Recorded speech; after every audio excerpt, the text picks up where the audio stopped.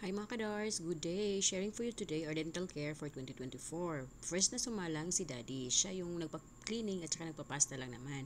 Si Daddy kasi yung ipin niya is matitibay talaga, kumpleto pa yung ipin niyan. Kailangan lang ng pasta at saka cleaning.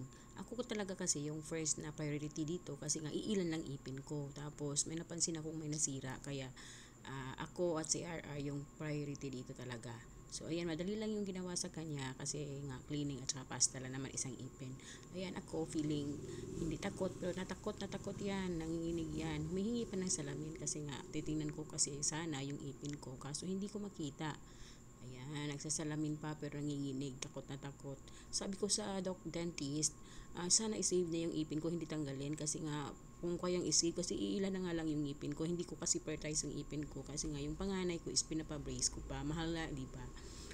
So, siguro ma-okay na yung ipin ko pag na-okay na kang Ate Dara.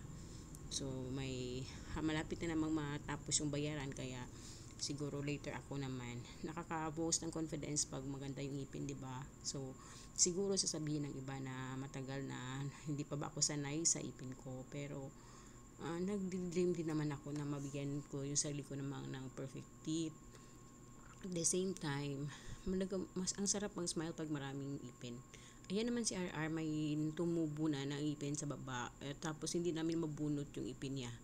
Kaya pinadentist na namin. So after na, ayan yung tatay, hawak na hawak si RR. Kasi nga takot na takot, si daddy lang naman yung parang nagbibigay ng confidence dyan.